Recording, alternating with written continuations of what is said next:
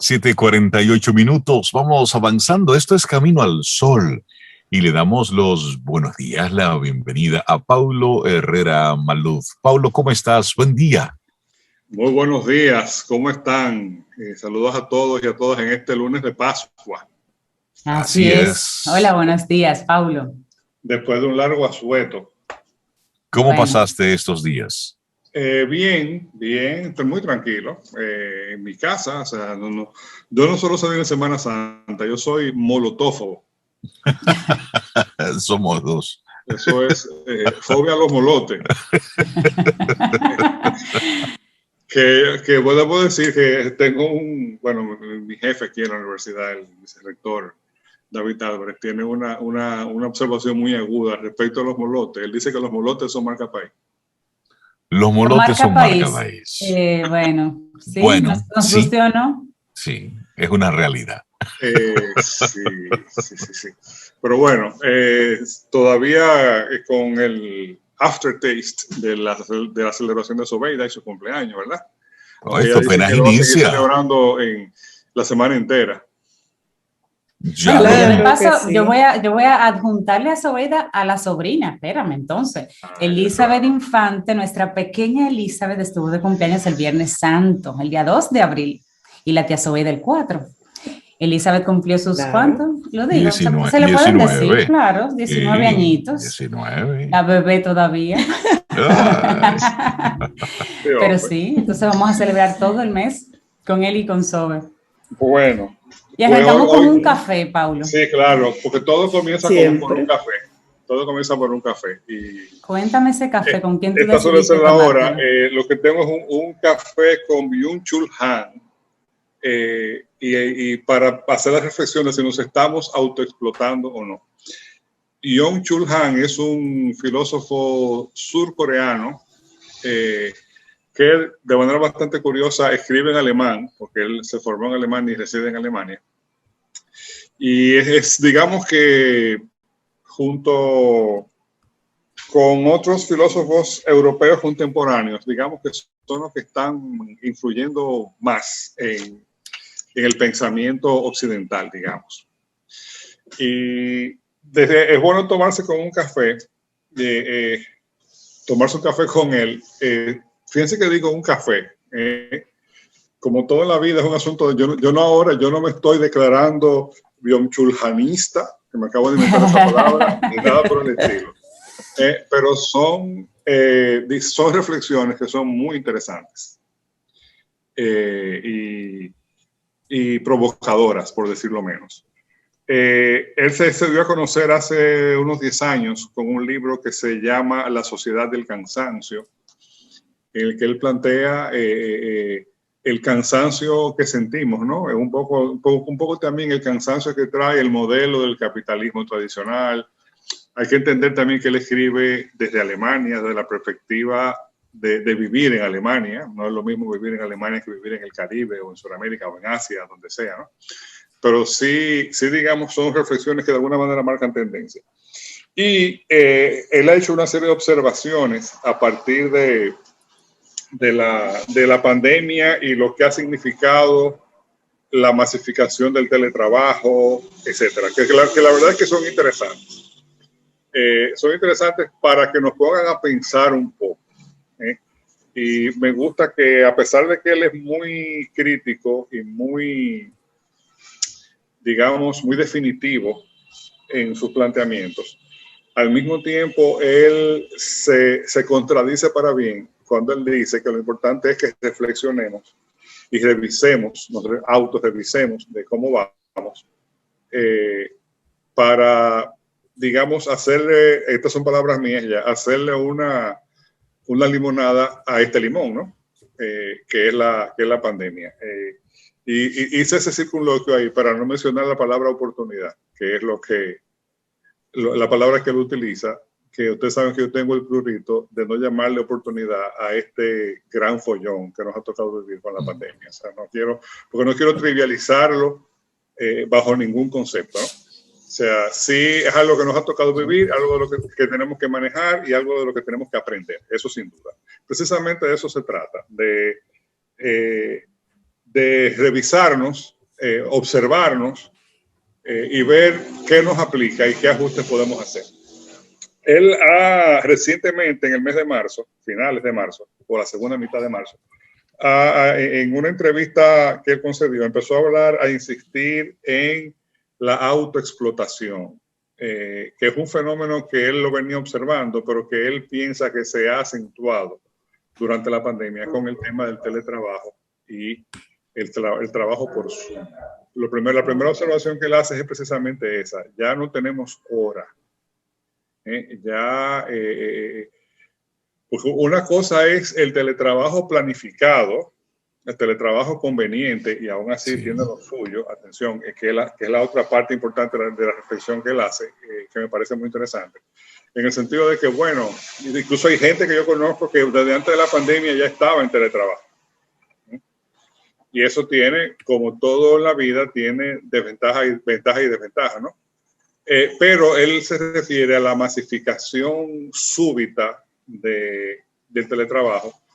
Dice, mire, los seres humanos modernos hemos llegado a un nivel, dice él, palabras más, palabras menos, que nos autoexplotamos y nos autoconvencemos de que haciéndolo nos estamos realizando. No quiere decir que la explotación tradicional de la persona por la persona, es decir, que tu empleador o el sistema económico en el que tú operas, digamos, tenga ese sentido de explotación. Eso no ha desaparecido, atención, pero a eso se suma un sentido de autoexplotación, que somos nosotros mismos que nos explotamos, y eso además crea una sensación de libertad y de autorrealización cuando lo haces. Eso a mí me pareció muy provocador. Y ahí yo me di como 3 sorbos de café, ¿no? Tratando de asimilar esto. Porque la verdad es, y de luego partiendo un poco de mi propia experiencia, que es la que tengo a mano, porque de nuevo no pretendo endilgarle, la palabra que estoy buscando, endilgarle esto a nadie. Es decir, bueno, yo sí, ciertamente, yo he tenido jornadas que van desde las 7 de la mañana a las 10 de la noche, y donde he tenido más de una docena de reuniones de Zoom. Y que creo que yo no estoy solo en ese sentido. Exacto.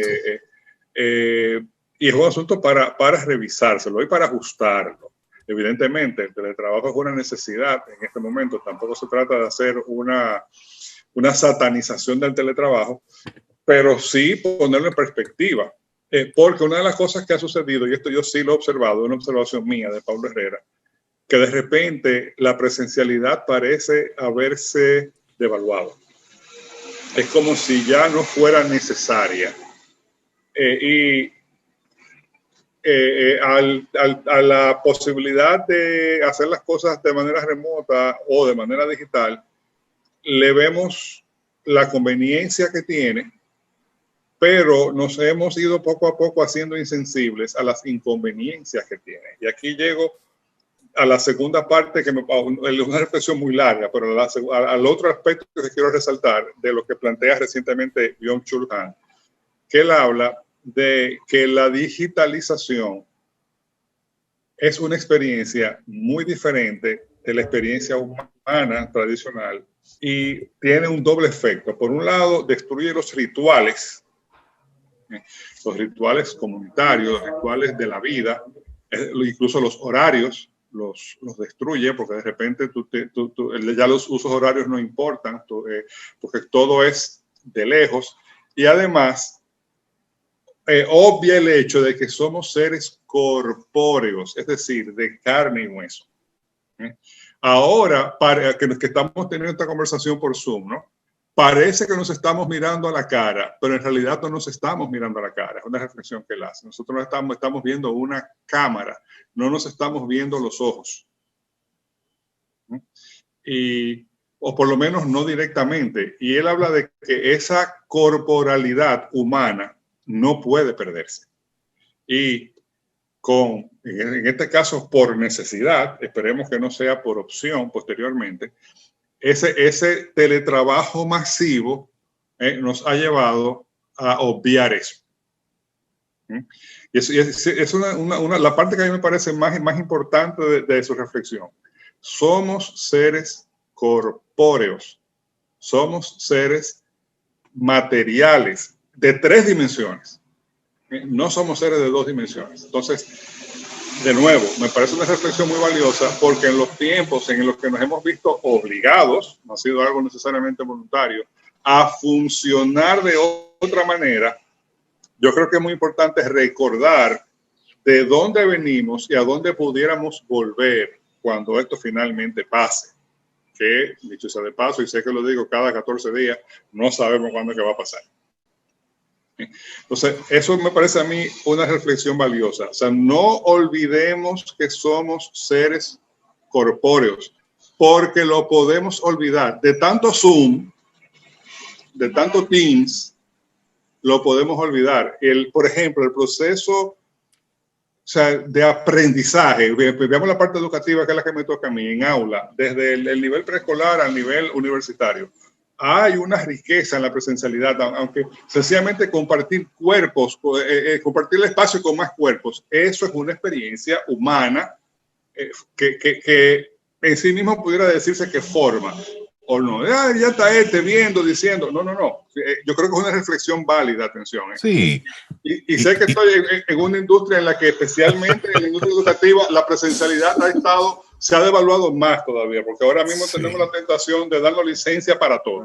Perdón, te ibas a decir. Sí, que mira, algo más reciente. Antes, cuando una persona cumplía años, estaba de fiesta, pues era normal el que tú fueras a felicitar a esa persona. Luego llegan entonces los medios de comunicación, entonces ya una llamada telefónica. Una llamada y tú te pasabas ese día recibiendo ya todas las llamadas que hacían a tu casa, todas eran para ti porque tú eras el que estaba de cumpleaños. Luego viene entonces ya el teléfono móvil, ya la llamada es mucho más personal, pero luego eso se va a Facebook. Entonces cuando tú cumples años, Facebook le recuerda a todos tus amigos que tú estás de cumpleaños y te llenan el Facebook de mensajes. Entonces eso hace que las llamadas sean cada vez menos, pero ahora tenemos el WhatsApp. Entonces ya hay unos que no son de Facebook, sino que te mandan un mensajito. Y entonces al final, esas 50 llamadas que te podían hacer en un día se han reducido a 3. A esas personas que sí o sí son de tu círculo íntimo y que tú tienes una frecuencia y son las 2 o 3 que tú recibes. Pero lo demás, por ponerte un mensaje en una fotografía en el computador, ya se sienten que cumplieron contigo y te dieron tus felicitaciones, que no es cumplir nada, que no es un formalismo, es algo que debe surgir desde la espontaneidad del agrado, pero se ha convertido en una especie de norma social el tú darle una felicitación a alguien a través, pero eso es totalmente, aunque se valora, porque un ser humano se tomó 10 minutos, 2 segundos para escribirte algo. Entre miles y miles de personas que tiene ahí. Exactamente. Sí. No, pero se valora. Ahora, Reinaldo, para ir un poquitico más lejos, la propia aplicación te lo recuerda. Exacto. Sí, entonces llega ya como... Déjame decirte que Google a mí hasta una cancioncita me puso ayer. ¿Cómo? Para que sepas, sí. Pero mira, tú sabes, eso es malo. No estamos diciendo que eso sea malo. Atención. No, es cómo está cambiando. A eso iba, cómo va cambiando. Es posible, Pablo, que de repente la generación nuestra que vio ese cambio de la llamada, a la visita, no sé qué, al mensajito, sienta el cambio en la estructura de cómo se hacían.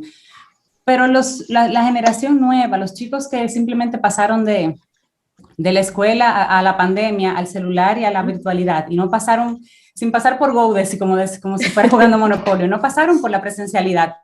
Ellos no le ven cuál es la importancia. El valor, mi amigo me escribió, mi amigo me dio like. O sea, para mí tiene el valor, que para ti ha perdido porque para ti el valor era el otro.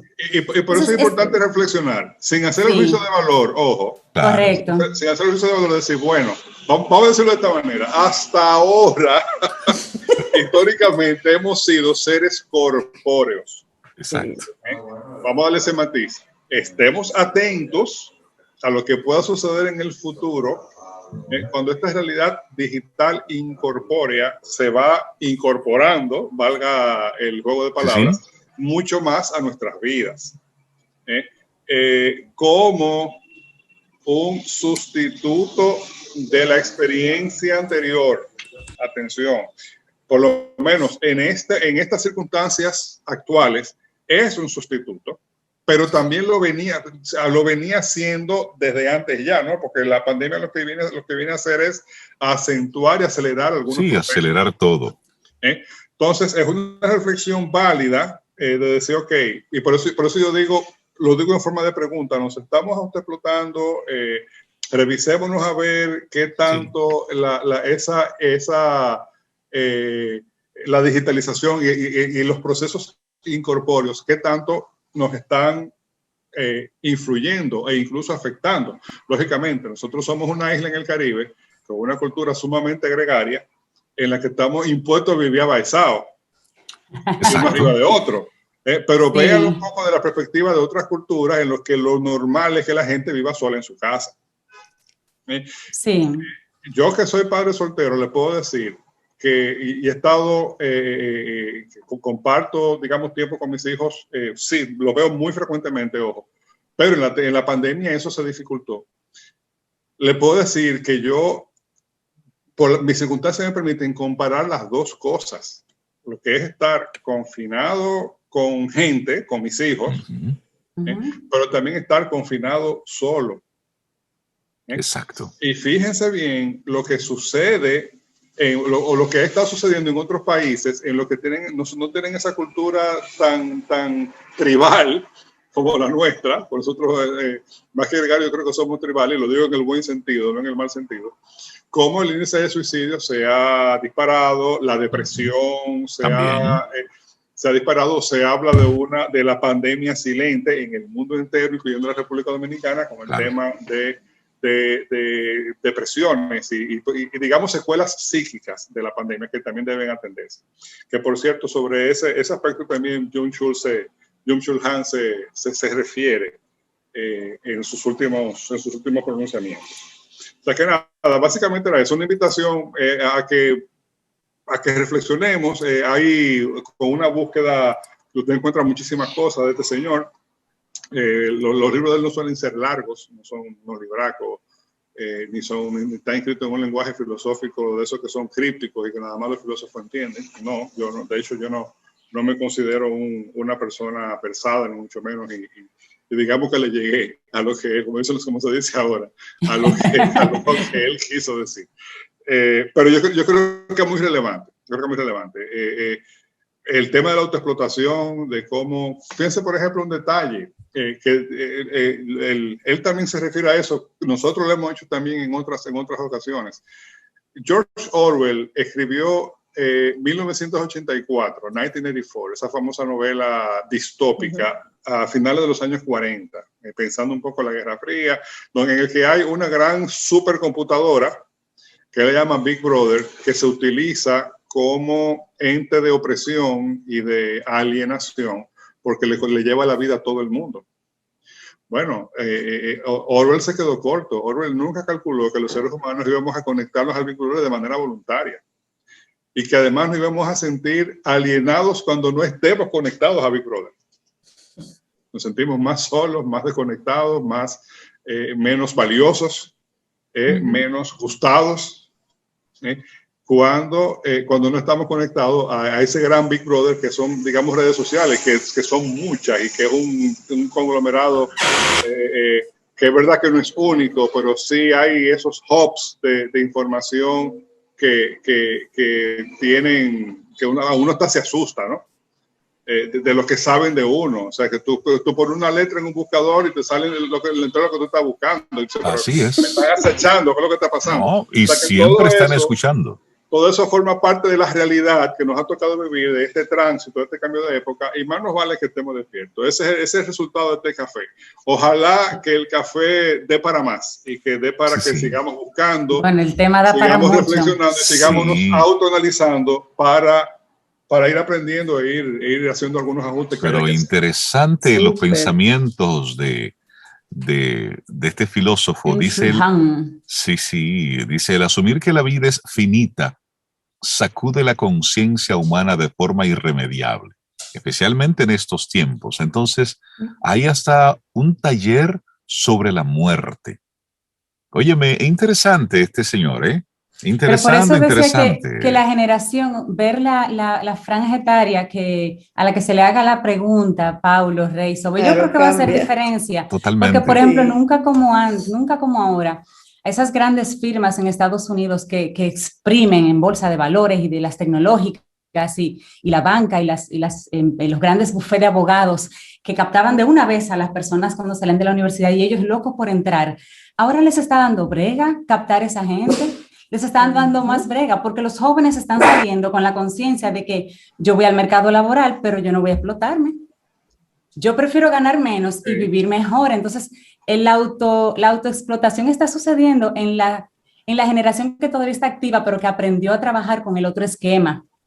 Los nuevos están valorando la libertad diferente y prefieren ganar menos y tener más espacio para ellos y para su vida. Por eso es que el joven puede trabajar por teletrabajo en su casa mientras hace una pasta, cambia una leche y está trabajando, porque cuando se desconecta, se desconecta. Nosotros no nos desconectamos porque nunca supimos conectarnos. Entonces nos cuesta, creemos que si nos desconectamos, alguien nos está llamando y nos estamos perdiendo el tiempo. O que nos estamos perdiendo de algo. Sin querer, este segmento se convirtió en un panel. ¿Qué no, muy chulo, porque parece muy valioso lo que tú dices, claro. Y todos tenemos un sesgo etario, cultural, nacional incluso. Totalmente. Sí. Moral, dependiendo de la profesión que tengas. Que nos hace vivir esto diferente, claro que sí. Pero la autoobservación nunca sobra, ¿eh? Atención. Así es. No, al contrario. Excelente tema. Nunca como ahora. Paulo Herrera Maluf, un gran abrazo, muchísimas gracias. Un placer, nos vemos. Un abrazo, Paulo.